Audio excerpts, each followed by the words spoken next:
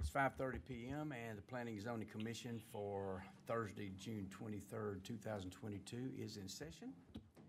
Would you please stand with me for the invocation? Our Heavenly Father, we thank you for this day. We thank you for allowing us to be here. Pray, Lord, for your guidance as we do the business of our committee and as we serve you. In Christ's name we pray. Amen. Amen. You please be seated. So, is there anyone in the audience that would like to address this commission on any subject or item that is not on our current night's agenda? Anybody here for questions or comments for the commission besides our tonight's agenda? All right. Then item number 4 is the adoption of our last month's meetings. Discuss approval of minutes from May 26, 2022. Commissioners, are there any questions or is there any discussion about this? If not, then I would entertain a motion, please. Make a motion. We approve the minutes of May the 26th. I have a motion to approve last month's minutes. Do I hear a second? I second. I have a motion and a second. All in favor say aye. Aye. All opposed, like sign. This has carried. All right. Our action item number 5.1, PD 22-02. Conduct a public hearing to discuss a planned development, single-family, retail and research and technology park, PDSF-R-RT, base zoning on 700.41 acres of land, the city of Terrell ETJ, Kaufman County, Texas. The property is located north of Highway 80 at the intersection with Spur 557, generally between High Point Creek floodplain on the west and Terry Creek on the east, extending generally to County Road 239A to the north. The property is currently in the city of Terrell ETJ. The property will be developed into single-family, residential, commercial, and industrial uses. Mr. Rogers, could you help us with this? I'll kick this off, Mr. Chairman and Commissioners. Hello, it's been a while since I've stood up here in front of you. I'm an old face, but a familiar face to most of you here. And so let me introduce this from an engineering standpoint in one way, and I'm going to turn it over to John Godwin. He's going to introduce our development partners on this and go over this in more detail. We've been working on this for quite some time. We've been working on water service to this development. We're working in cooperation with them to get a pathway to get a large water main out to serve this entire development. They've got sanitary sewer on site. They currently hold a permit for wastewater treatment and have for many years on this site. As a reminder, the base of this property, the majority of it is a water control and improvement district, which is it was a state-sponsored special law district that was created several years ago. We've done traffic impact analysis out here. We still have some work to do on that and in coordination with TxDOT because all the frontage on this property for the most part is on TxDOT. So we still got some more work to do there on it. But we are working that way. And then the last thing, as you read from the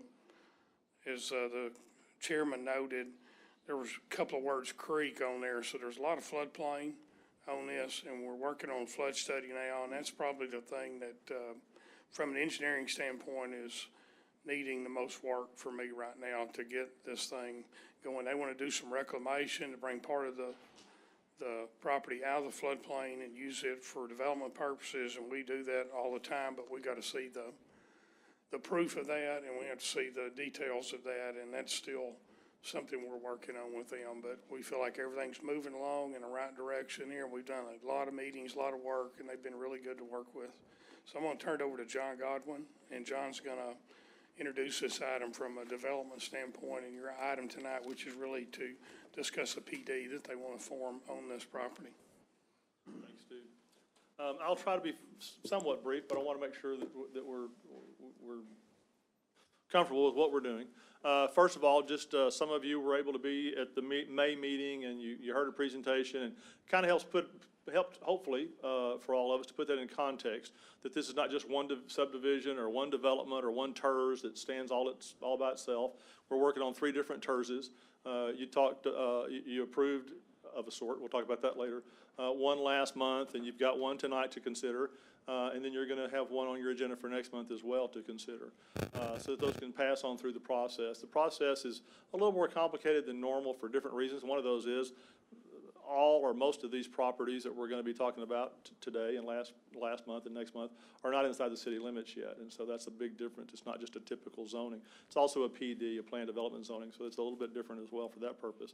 So some of the things we talked about before, just to remind you, or for those of you that were not here, I don't remember who was who last month, I have an old face and an old everything else like Steve does, and so my brain's not as sharp as it once was, but I'm also not as old as Steve, so that's different too. But nonetheless,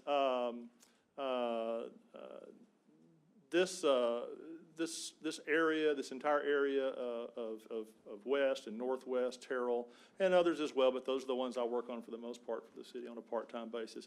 Those areas are going to grow no matter what. They're going to develop no matter what. If they're going to develop outside the city limits, they're going to develop a certain way. Some of those are covered by development agreements. This particular one is not. It's within a WCID, as Steve said, Water Control Improvement District, or WICID for short. So there's already a special district out there. It works kind of like, for our purposes, it's going to work kind of like a MUD. If it stays out there, they can still build. They can build a lot of houses. They can build a lot of houses of different qualities. Not that Hines is necessarily the kind of company that would do that, but it's a different kind of a deal if they're not inside the city limits. Also, once it's inside the city limits, we have code enforcement, we have police, we have fire, we have those kinds of services that the city provides. So not only do you get a better product built, you also get a better product maintained over the years. And finally, of course, if they're inside the city limits, they're going to pay city taxes, and outside the city limits, they're not. They'll still use city services when they're that close to your city limits, and I've been down that road in other cities in which I've worked. They'll still come into your city, they'll still use your parks and your streets and all of those kinds of things, but not pay any property taxes. So it's important to us that they get into the city, but it's also important to the developer to think that they are getting some bang for their buck, so to speak, that it's worth their while, that it's good for them to be in the city too. And so that's what the negotiations are for. We've been negotiating pretty hard since last September. We first met a year ago, I think either December or January. So it's been a year and a half we've been talking to these folks. And here tonight, Dustin Davidson from Hines and their attorney, Angela Hunt, is here. They're not really planning on making any presentations or talking to you, just if they're here to answer any questions if you have them. But that's kind of just to introduce that to you. This development is going to be, we think should be good quality. One of the things that makes it a good development in our minds is it has a variety of land uses. So one of those components is residential, of course, and it's not just residential, but there are 3 different lot sizes. And so the diversity of lot sizes is good within a subdivision, especially a large development like this. We've got one we'll talk to you later on this evening. It's got 5 different lot sizes. It's more acreage for houses. So that's important to have those kinds of things. That makes it more sustainable, it makes it more viable, it makes it more attractive overall to home builders and also to home buyers. Going back to being in a WICID versus being inside the city limits, however, even though it has a good component, what was proposed by a previous owner of this property was 3,748 houses. What they're asking for now is 1,691. That's a 55% reduction in the number of houses. That's a lot less traffic. That's a lot less people going to schools and crowding schools and requiring more schools to be built. It's a positive impact. You still have that growth on that that land, but that's part of being able to manage growth. And that's what you want to do inside your city limits. The value to the city is we can manage that growth. We don't want to shut it down. It feels like that to developers sometimes because we go slower than they want us to. But we have to be slow because we want to be methodical. We want to be open. We want to have these public hearings. We want to do those things so that people are comfortable in moving forward, and so that both sides have a good deal. It's also important, so anyway, in addition to residential, there's also going to be the retail component, pretty good sized retail component, and then a light industrial or research technology. A couple of things that will come out of this project, and if you look on page 50, shows the concept plan. Hopefully I've got the right page number. 50 shows a concept plan. So there's a couple of things that are there that are really important. important. One is that big white strip in the middle. That's the future outer loop. Outer loop is really important to this area for one way or another, and it's going to carry an awful lot of transportation. And so you're going to have traffic of some sort or another. You're going to have internal traffic in the city. You're going to have traffic that goes through your city. And this will carry both, and it'll carry it efficiently. And so that's been on the city's thoroughfare plan for many, many years, as well as the counties. It's on TxDOT plans.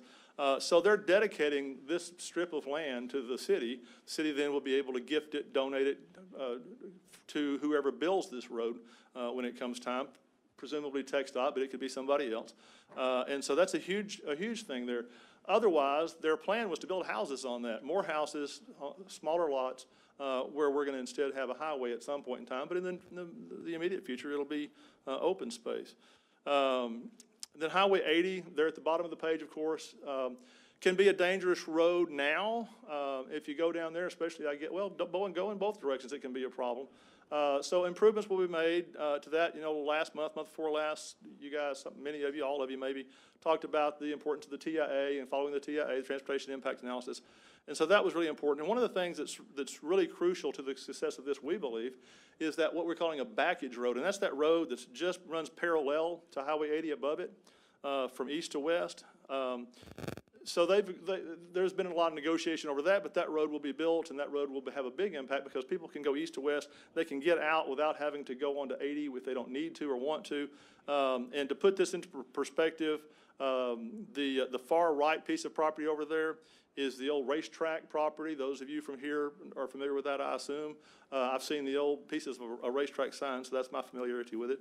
So you're going to have transportation improvements too that are going to be really important. Again, not just for this development itself, but also for traffic that goes through the community on Highway 80 and on the future loop. So a balanced development, 3 types of residential lots, the RT, the retail on and near 80, and then also the final component that we think is really important, and you can tell pretty quickly that it's been an emphasis, and that's all the green space. Some of that is just open space. Some of it's going to be drainage areas, like over here on the far right. But on the left, that's a preserve. That's a future park, future city park. It'll have trails. It'll have various improvements. You see a lot of green spaces, and if you go to the page 58. And that'll show the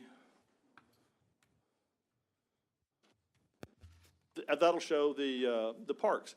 You see there that there's a pocket park. There's there we go. The different kinds of parks. There's the big entrance to the area. You've got practice fields out there in that big green area. You know, you've got the pocket park over on the right. You've got all these different amenities. You've got the amenity center in the middle, that kind of light yellow. That's the amenity center for this neighborhood. So it'll be able to provide recreational opportunities for people, again, who live out there. But because of the really, really large area that's going to be dedicated and developed over on the west side, where those practice fields are, and trails and so forth and so on. It'll also be a recreational opportunity for people outside of this area. We expect that to be a draw. Those 2 little parking lots there in gray, they were added in, so the assumption was not just that people would walk to that park necessarily just from that neighborhood, but in some cases, some people will drive over there. Maybe they'll ride their bikes, maybe they'll go for long walks, but there'll be a nice trail system over there in a more of a rural setting, so to speak. And so we think that's a really good amenity. That's not something that they would have been required to do. Or necessarily would have done as just a wicked. They may or may not have done that. And then finally, I'll just end with this. Well, do any of you have any questions of me while I'm standing here? Or concerns or anything you want to talk about? Okay. So then I'll end with this, and maybe I'm jumping ahead of myself, but maybe not. And that's the specific motion that we will be doing. As I kind of referenced, your chairman has a copy of a specific motion. Because this is not inside the city limits, it's not a yes or a no. It's not a traditional zoning where you would recommend approval or denial or table, or I guess approval with an amendment. to the city council, and they would act on it short term. It does need to go beyond P and Z, however, so we do need you to vote. We're just not yes or no. And so there's a specific motion that he has. It was prepared by the city attorneys and the city manager. I think it's probably really close, or maybe even the exact same language as that was approved last month for the Eastland Business Park. And so it allows this process to go forward. You can't rezone, and neither can the city council. We can't rezone land that's not inside the city. In this case, we want to be careful how we word our motion, because we don't want to inadvertently give them development rights that they haven't earned yet. The process should not be terribly long. We don't think it will be. We have a calendar, a tentative calendar that shows them being approved by the city council in August and September. But there is a big meeting, as we call it. It's got about 14 things that has to be approved by the city council. They have to be done in order. A development agreement, which is almost done, and on down the road. And then we have to do annexation. And immediately after annexation on the same agenda, we'll do zoning. So zoning has to come last. And then, of course, beyond that, once they start construction, they'll have to do the platting and those kinds of things that Steve and his bunch will do. So that's what we're here for tonight, is to do that. Again, Angela Hunt and Dustin Davidson are here if you have questions of them. Other than that, I'm done. Just a question. So Yes, sir. on so the water system, the water Yes, sir. supply will come from the city of Terrell. Correct. Okay. So we're going to put the utilities in. They will put all the utilities to their system, and then there will be I forget, 24-inch, 16-inch, that was not even close. Different developments of 24-inch, 16-inch line that will run back to the city, and TERS revenues, not to get into TERS because that's not part of zoning, but the tax increment refinance zone, this will be TERS number 4. That will reimburse different parties. The WICID itself will actually sell bonds. Revenue from the TERS will repay those bonds, and then that's how the infrastructure gets paid for. So the city won't be out money for not very much of anything. There'll be a few things the city will pay for work that needs to happen outside to support outside of that development. Everything inside the development is eligible for reimbursement. And concerning the sewer treatment plant. Right. I'm sure someone will decide that it will be big enough to handle the amount of sewage that will come from this development. Right, and that's a process. They have to go through the PUCT, the Public Utilities Commission of Texas, and they've started that process. This company, Hines, has done this sort of thing before. There's a process. It's a public process. People can protest it if they need to. Property owners are notified, so forth and so on. Part of that is make sure the engineering is correct so that you don't have any problems, that you don't, lose wastewater, that you don't flood anything. PUC's got a lot of expertise at that. They've been doing it for a lot of years, and so if they approve it, we trust that it's correct. One more thing. So if this is approved if it's actually developed. Yes, sir. We think it may be. Right. So in the residential section, I know everyone will be responsible for their own yard. Right. What about the ditches and mowing of is that a city thing? Yeah, it typically is, but in this case, because Hines wants to make sure that the development stays, I'll start to say pristine, that's not the correct word, but make sure that it continues to look great for some indefinite period of time. They're proposing a small wicked tax, if you will, an assessment to generate money to help do that. So most of those common areas will be done by them instead of by the city, so that's another bonus to us. Including the practice fields and things like that. Correct. And what are the proposed lot size widths? 40, 60, 40, 50, and 60. Any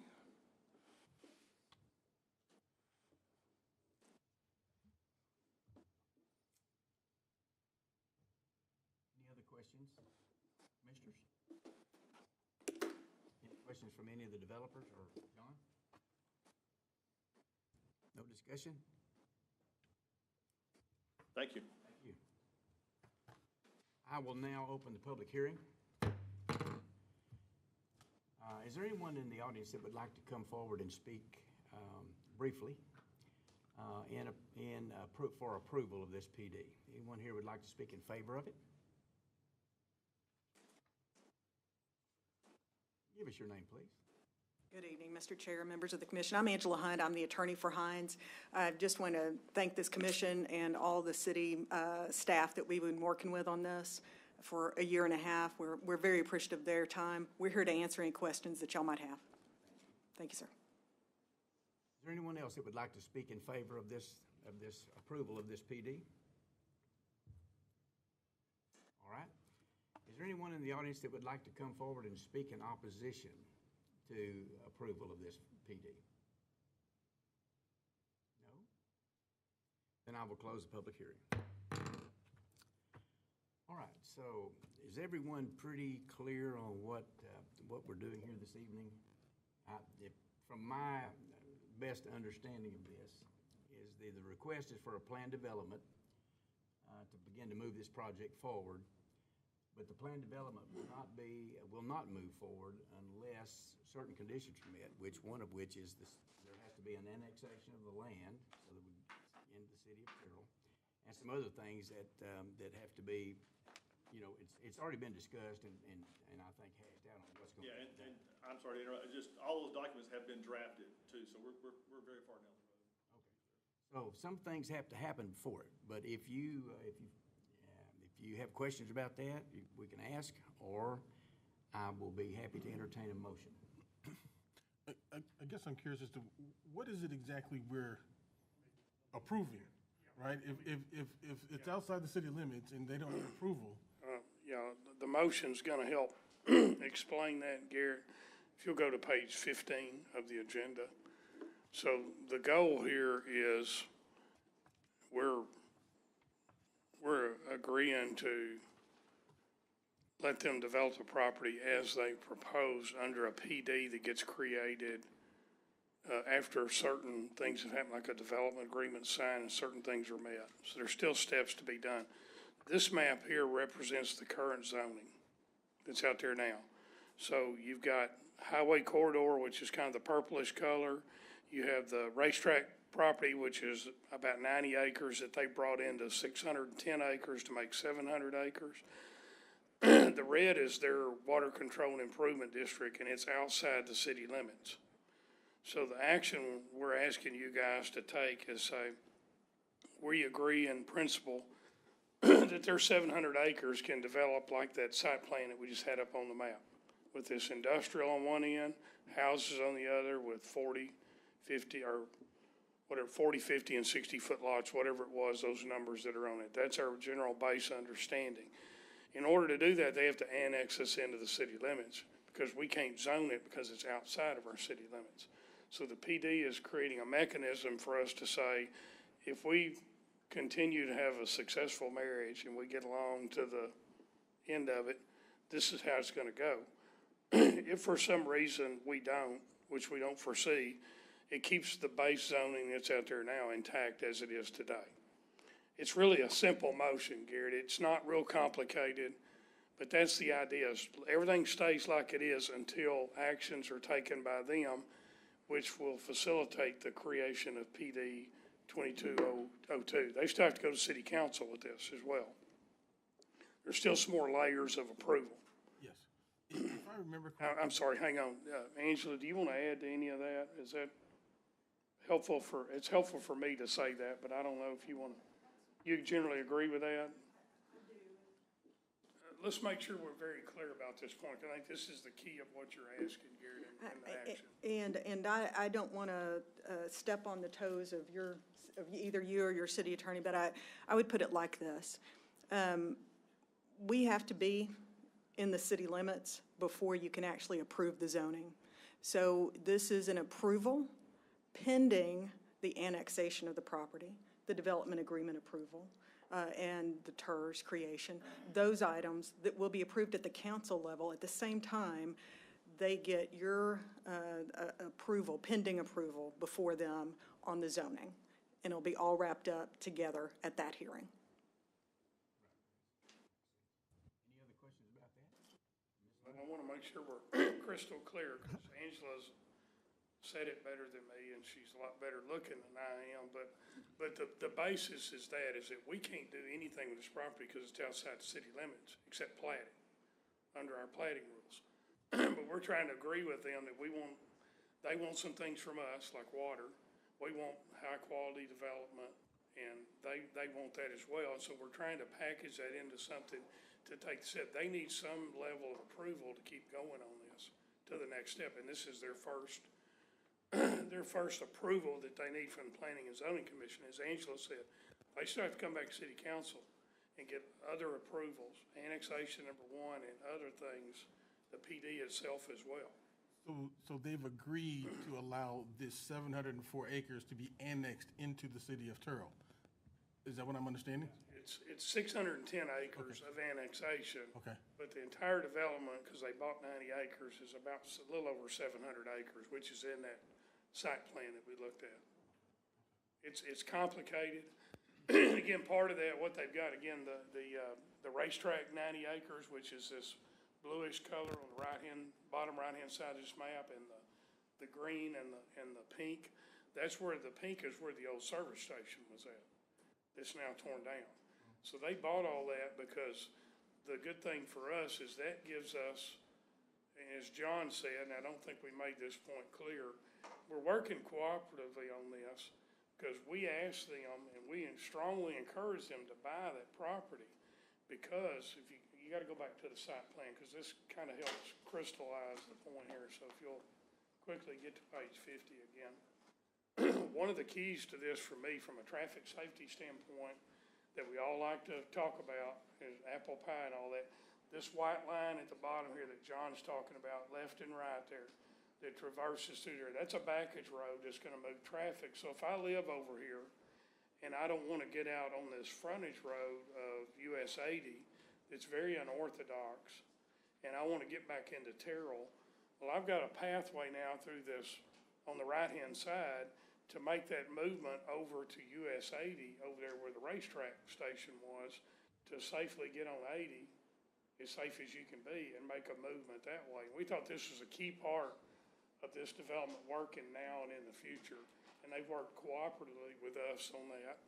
Therefore, we want to give them some skin in the game by allowing them to do basically what's on this map, but we can't do anything because 610 acres is outside the city limits.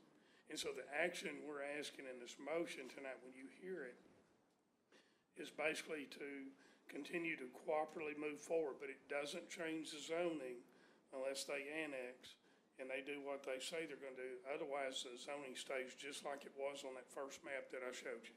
Is that, that's as good as I can explain it, Garrett. And Steve's pretty too. Don't let him take away from that. And I'm supposing that the discussion about lot sizes and all that stuff will be when a construction plat is presented or whatever. Yeah, they've got a general idea, and so, it's on that site plan, but, it's embedded in the PD, in the details of this PD here. So there's still some arm wrestling, I'm sure, that Mike Sims will do with Angela and some others, or at least attempt to. But we're generally in agreement with what's going on right now, all facets of this development. Thank you. Does anyone have questions? All right. We have no other questions. The public hearing has been closed. I would entertain a motion, please.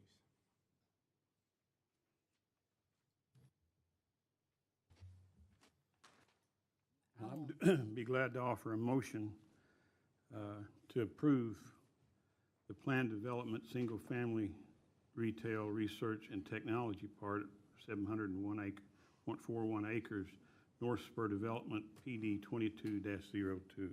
Okay, we're going to accept Joe's motion, but we're going to also read another motion.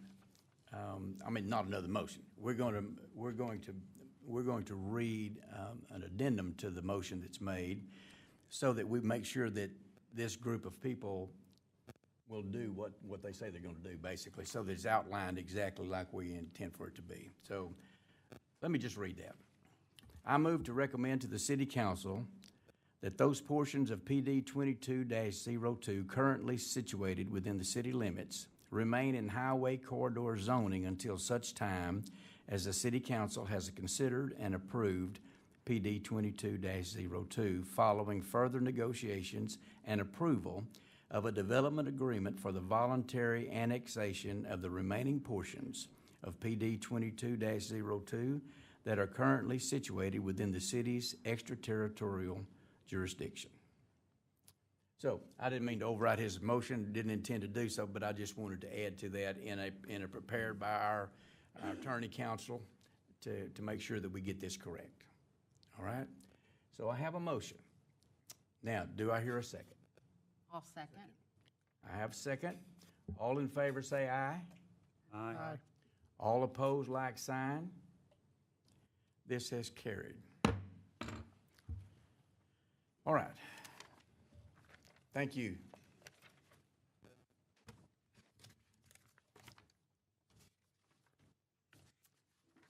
All right, we are progressing to item number 6.1. Discuss and consider a final plat for RCA-3 Properties Addition, Lot 5A and Lot 5B, Block 2, being 0.4 acres out of the J.C. Hale Survey, abstract number 202, the City of Terrell, Kaufman County, Texas, also known as 128 Mellon Street. Okay, so don't shoot the messenger here, okay? So let me make sure everybody's on the staff report right here, which she has pulled up. I'm gonna just read through that so everybody's very clear. Applicant has submitted a final plat for lots 5A and 5B, Block 2, City of Terrell. This plat's dividing an existing lot, which is 100 foot in width, into two lots. Lot 5A will have 50-foot lot width, 172 foot depth, 8,600 square foot area. Lot 5B will be a 50-foot lot, 172 foot depth, 8,600 square feet. This is a part I want to make sure your city council approved a development agreement for this property on May 10th, 2022. The development agreement allowed a variance for each lot width along with other quality enhancements set forth in the development agreement. Okay? Everybody clear on that? So if you don't mind, I'm gonna flip you to, let's go to page 64 and get everybody orientated. That's the map with the, right there. There you go. So this is a lot that's just east of FM 148 on Mellon Street. And if you notice to the east of it, there's 50-foot lots across the street, and there's other 100-foot lots. There's a church across the street here, but this is a general layout of this lot that we're talking about tonight.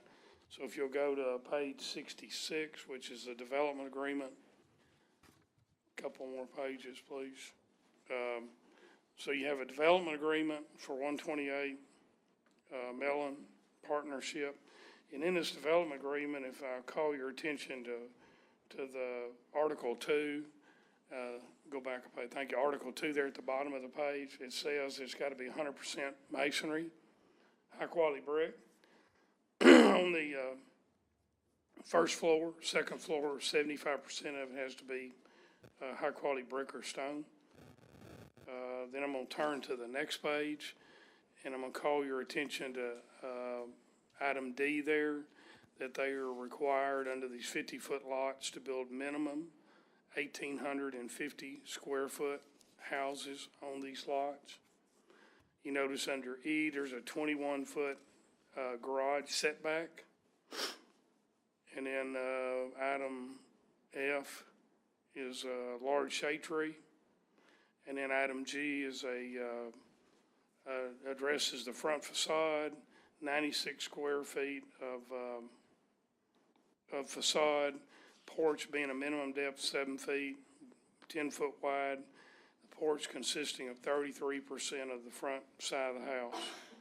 So there's some other things in here that I don't really need to call attention to, but as you know, this was again approved on May the 10th from the City Council. So if you'll go to page 77, if you would please. There's kind of a typical layout of the lots there of what they would look like with the porch and the house, generally speaking. And so the garage there being on what I'd call the right-hand side of it there. porch beside that and the house behind it there. So, their house plan that they are submitting, on the page prior to that appears to be a one-story house. I don't see 2 floors. And, again, these lots are very deep. So you're getting 8,900 square foot lots because they're real deep. So these are skinny and deep lots. So you're building a skinny and deep house, kind of, is what you're doing. And so that's what the goal here is from council approving this as they did on this agreement. So tonight before you is a replat of this one lot that's 100 foot wide into 2 50-foot lots per this development agreement. And I'll answer any questions, Mr. Chairman or Commissioners. So do I understand that, so the lots are 50-foot lots? And so what I'd like to know is, is this in line with our comprehensive plan for new construction on that size lot? It is zoned SF 7.5. It is zoned SF 7.5, so the lot size is, but the widths are not. So the development agreement is essentially a variance to the width of the lot because we're requiring a minimum 65 or 70 foot width on a SF 7.5, but they're not near as deep as this lot is. So it's a trade-off of a deeper lot for a skinnier lot to do infill on this is what the attempt is. So to get that big a house, it will more or less have to be a 2-story house. Well, they're showing by here, and I didn't do the calculation on that, what they submitted in here, but they're showing only a single story on this, so they could fit a single story house on this, but like I said, it'll be a skinny, deep house The floor plan compared to what, on page 76 does show a staircase okay. and doesn't show any bedrooms on the main floor. So I would be surprised if there's not a 2-story house, because it's a 50-foot lot. It's just hard to fit anything else on there. They didn't provide a floor plan that shows a downstairs, upstairs, but I'd have to agree that that's probably the intent is 2-story houses.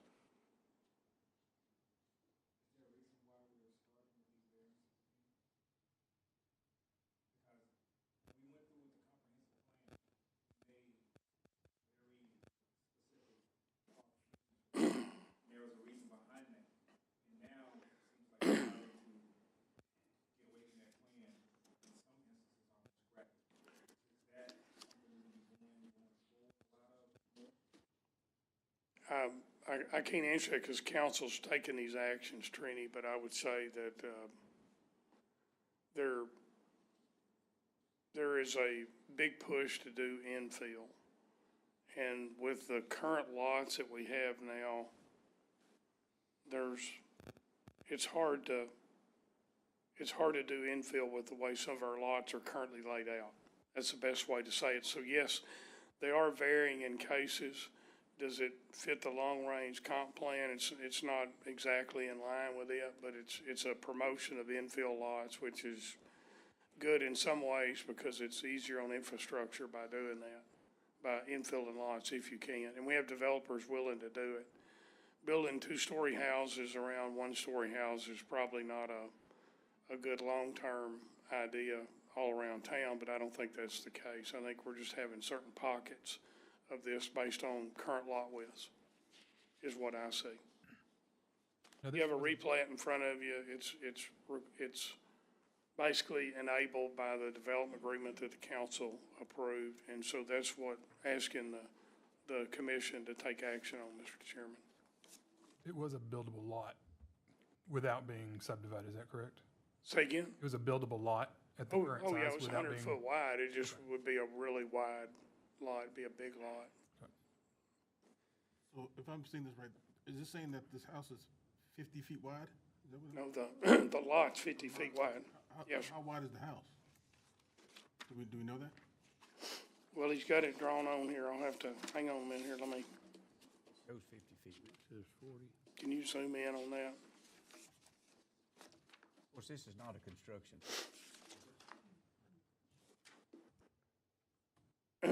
There's not enough details on here for me to tell you other than it looks like if I do the math on this, there's a 50-foot width. There's 5-foot building lines on each side and a 21 or 18-foot wide driveway. Looks like it's 40 feet. So that's gonna, that's gonna leave you 28 feet off of that, so you'll have 22 foot of width on that. 40 feet, okay. That's 40. Well, that's with the garage. I'm taking the garage out of the equation here. Got an 18-foot wide driveway, so if you take the driveway off of it, you got 22 feet. 40 foot from outside to outside, that's with the garage. But the buildable, livable area is 22 feet wide on the first floor. 22-foot wide house, essentially. On the first floor. Yes, sir. So essentially the same width as the garage. It's a little bigger. But not 4 foot bigger, 4 foot bigger. If we're splitting hairs here. Okay, all right. The developer wants to use as much of the property they can, right? Okay. Any other questions for Mr. Rogers? All right, any discussion, commissioners? All right, then I will entertain a motion, please. I'd make a motion to approve the final plat of the RCA-3 Properties Addition Lot 5A and 5B, Block 2 of the City of Terrell, Kaufman County. I have a motion. Do I hear a second? Second. I have a motion and a second. All in favor say aye. Aye. All opposed, like sign. Aye. Uh-oh, we better have a, let's have a show of hands. All in favor, please raise your hand. Is it, what is it, 3? I can't count. I can't see them here. All right, y'all have that? Yeah. All right, all opposed, like sign.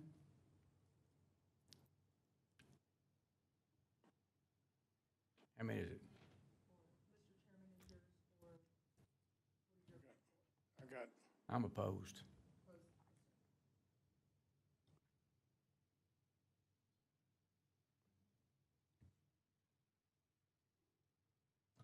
Okay, so if I'm correct, we have a 4-3 as opposing, is that correct? Okay, that's what I saw. this motion has been denied. This request has been denied. Okay, we will move to 6.2. Discuss and consider an amendment for a construction plat for Beyer Addition, Lot 1, R1, 2, and 3, being 2.425 acres out of the J.C. Hale survey, abstract number 202, the City of Terrell, Kaufman County, Texas, also known as 1280 FM 148. Okay, I'm gonna get O'Mara to go to the aerial map, next page. So you saw a construction plat for this in March of this year.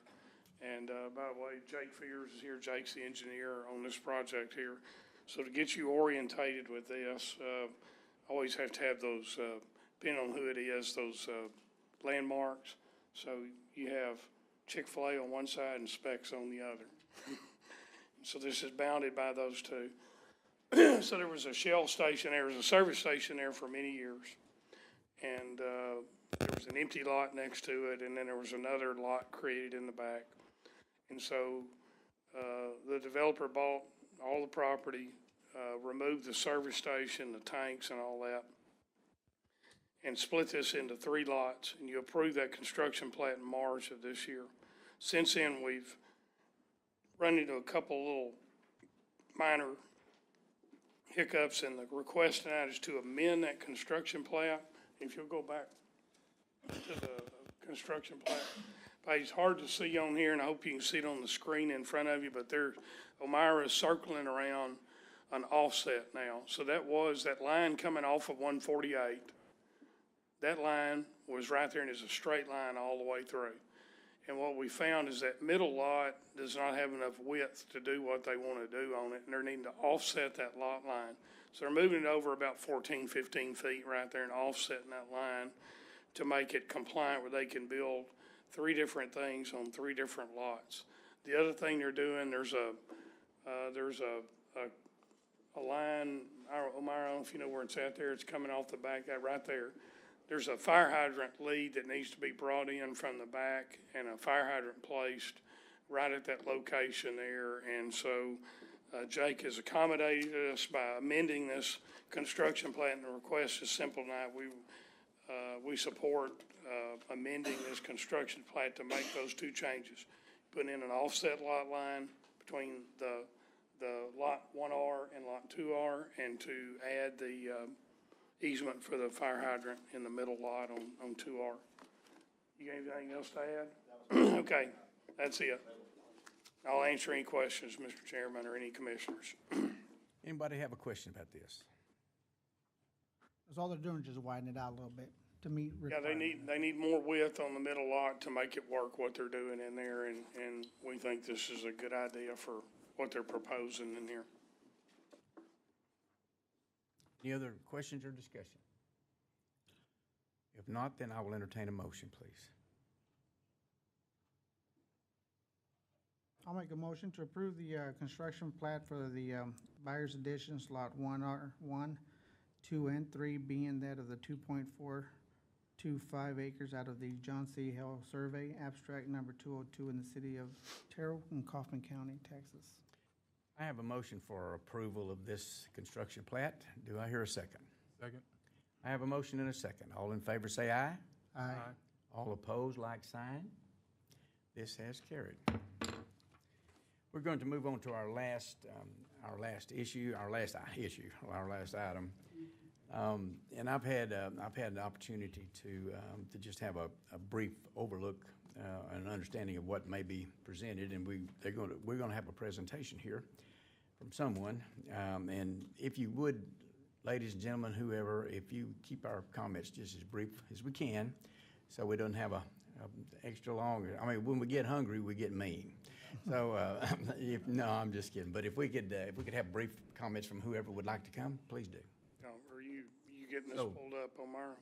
Okay, she's working on it. So I have a couple of comments. I'm gonna turn it back over to John Godwin. John's been working with these guys. We have a Centurion American. They've done a lot of development in the region, and they'll show you more of that here in their presentation. And this is 1,100 acres approximately that's in the Las Lomas mud, and this was evolved over a period of time. This is split off, and there's other things going on here, and they'll explain all that, but this is a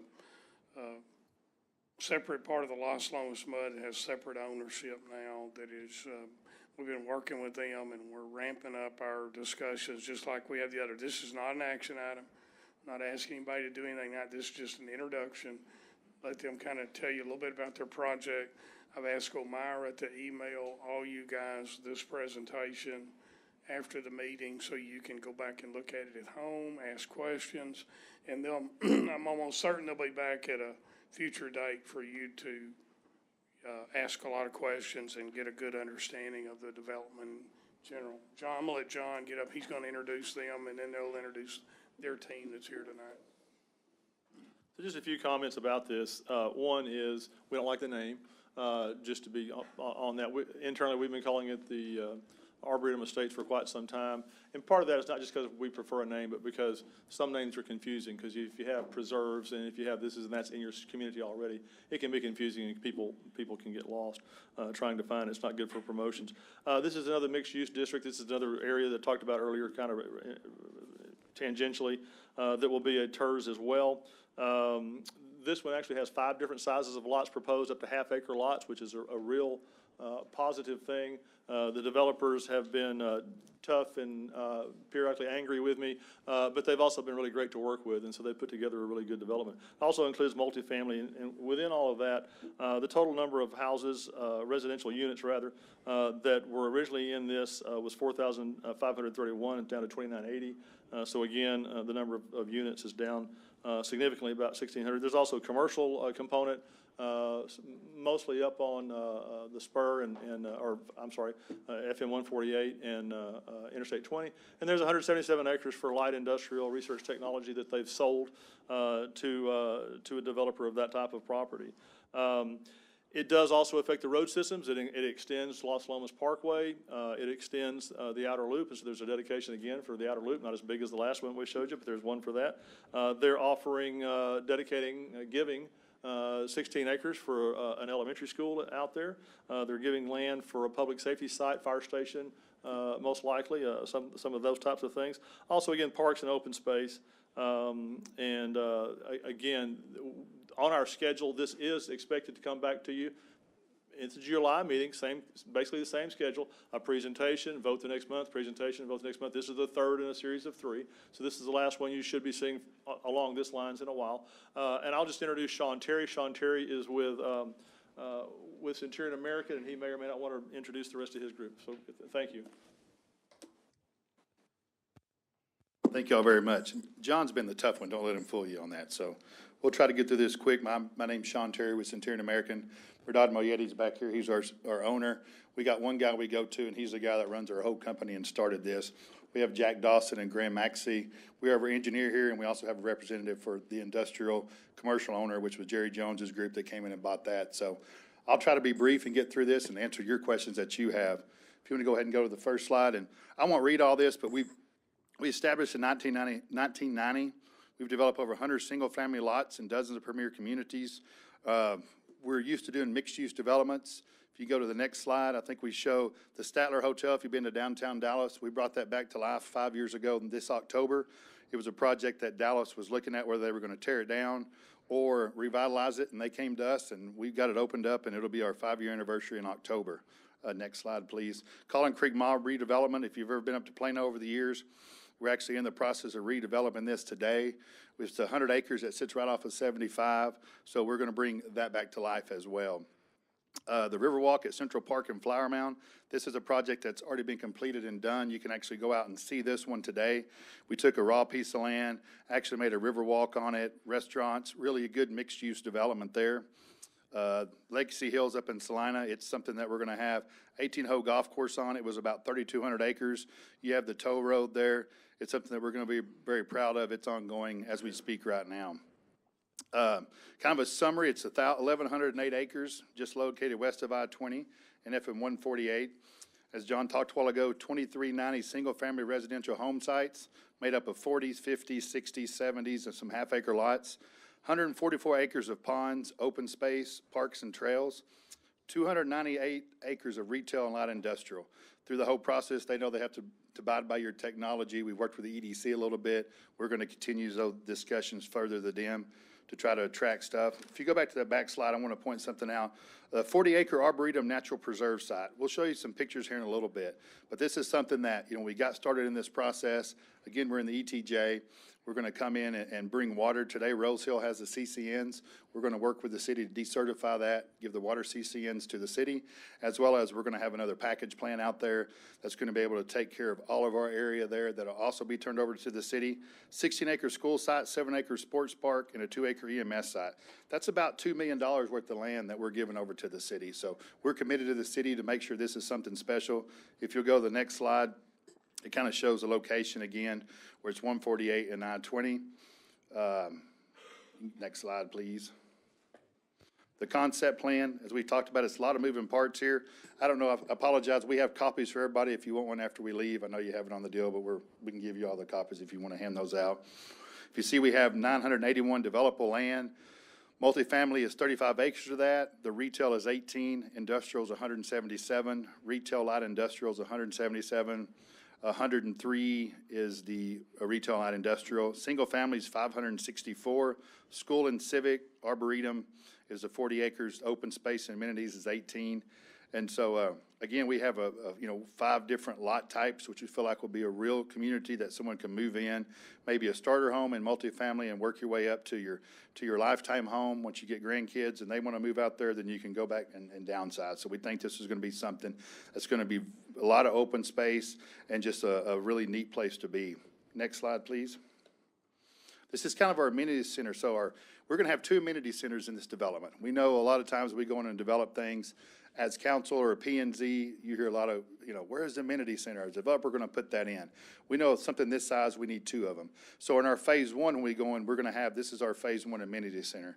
And you'll see we're going to have a pool. It's going to be landscape and have a shade structure, a restroom area, a little play area for the kids, some parking there. If you go to the next slide, it'll kind of show you kind of an example of some of the pools we have built in our phase 1 amenity centers. One thing people realize when you go in and you build an amenity center in phase 1 and you build your ultimate amenity center, somebody's got to pay for that and subsidize that. So you want to get enough homeowners out there that can make sure they can afford the HOA dues to keep them down. So that's why our phase 1 amenity center is a little bit smaller. If you go to the next slide, you'll show kind of our phase 3 amenity center, which will have a kids pool, more of a gym business center, more parking, a lot of open space there with the playground. The next slide would kind of show you a rendering of what we look at our phase 2 amenity to be, or actually, it'll probably be in our phase 3. It could be in our phase 2, but based on the takedowns and all that, usually our phase 3 kind of gets to that point to where we can have that open when phase 3 gets going. Next slide, please. Open space exhibit. Again, we have a lot of open space in this project. We're looking at some parts of the open space having a dog park, some benches where they can sit. Shade structures are always huge in Texas, so we make sure we add those. Next slide, please. The open space exhibit for a pond that we're going to have in one of the areas with a fountain, amenitized with walking trails around it. Next slide. The Arboretum and natural preserve. So really talking through the city, this is something that the city manager and city staff really wanted to be able to have an area to where they could have example of a Dallas Arboretum. That's the example that he used. And so what our obligation is to come in.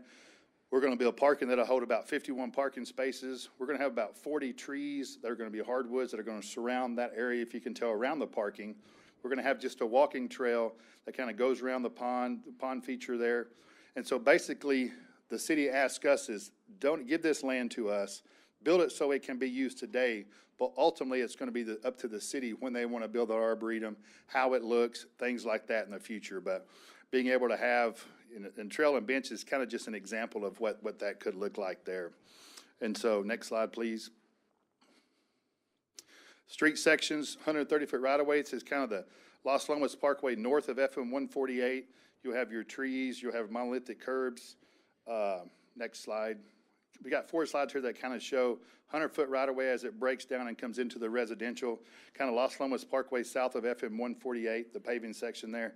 Again, a lot of trees. Have the monolithic curbs. Next slide, please. Then you'll have your 60-foot right-of-way, which kind of comes more into the development. Sidewalks where they could walk, trees there, and then the last one kind of shows the residential paving section. I know there's some meeting with the city manager right before Memorial Day in John. There were some ordinances they were looking at putting in place for streets and different landscaping like that. We've agreed to meet all those throughout, even though I don't know if it got passed yet, John, or if it's coming up. There was it's coming. So we've agreed to go ahead and adopt those in our plans now so we can make sure we meet the latest and greatest things that Terrell wants to see. And so we got another slide there, I think. I got through that quick. I know you guys have a lot to look at and stuff, but we're here to answer any questions. We have our whole team here to hopefully make you feel comfortable with what we're doing. We're excited about coming into this here city of Terrell. We've been working with them for months. Listen to the things, we never had an idea of having an Arboretum out there. And the city says, hey, we'd really like to see you do this. So we think we've worked great with the city. Like John said, there's been some real, not heated meetings, but back and forth with our opinions back and forth. But we've listened at the end of the day. I think John has done a great job kind of wrestling all of us together. They also had, was it KSA? That was kind of the outside firm that also had another set of eyes on it for the city. They came up with some suggestions with our engineering company. So we think at the end of the day, we have something that Terrell can be proud of. We know the Preserve at Terrell. We know there's another one, I think, called the Preserve at Rose Hill. We're not set on this name. We just needed something besides Los Lomas so they wouldn't get confused. So we're going to be working on the name, and we'll be working with the city to get something that they want to see that will work for us as well. So can I answer any questions for y'all? Any questions? Well, I will say it's a good looking development. Well, thank you, sir. On paper, it looks good. Well, I'm going to tell you, your staff has done a great job with meeting with Public Works, with John, with the city manager. They met with us the Friday before Memorial Day, which typically everybody's out of the city, and they met with us at 3:30 that Friday because they know we own the land now. Typically, we like to make sure we know what our entitlements are before we go close on a piece of property, but we felt comfortable enough. Bringing Jerry Jones in helps us on the industrial stuff, And we want to make something, like they said, something unique and different for Terrell, that we feel like with a lot mix, having some bigger lots, this is going to be something that we're all going to be able to be proud of, and a lot of open space, and we're excited to get it started. Well, it's good when we have these slides or this paperwork in front of us. I'm sure by the time we meet again, we may have some questions. Yes, sir, we'll be ready to answer them. We know what to ask you, but. Do you need these copies we have, or are you good of these? Would y'all like hard copies of these, or I know you, can you bring them up here, Graham, to them, please? I should ask you before, I apologize, we had them, but I know y'all had it in front of you tonight.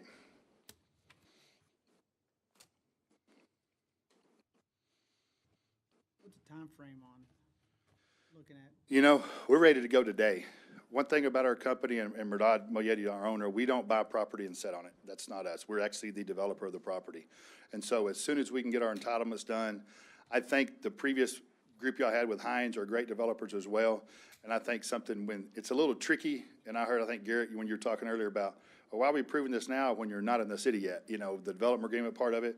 I think it's kudos to the city, because as a developer, you want to make sure you got your deal done before you close on something, you know. We're also going to be decertifying from the CCNs from Rose Hill. And so we're working all that with some faith with the city, because at the end of the day, we don't want the city to bring us in the city limits and we don't have a deal. And so I think it's kudos to the city to bring this forward for us, because we're paying interest on that land every month. So as soon as we can get things approved, get through the engineering and design and all that process, I would think probably the next 9 months, once we get it done, we'll be moving dirt. We're ready to go. Cool. Thank you all very much. Thank you, sir. Anything else, commissioners? All right, then,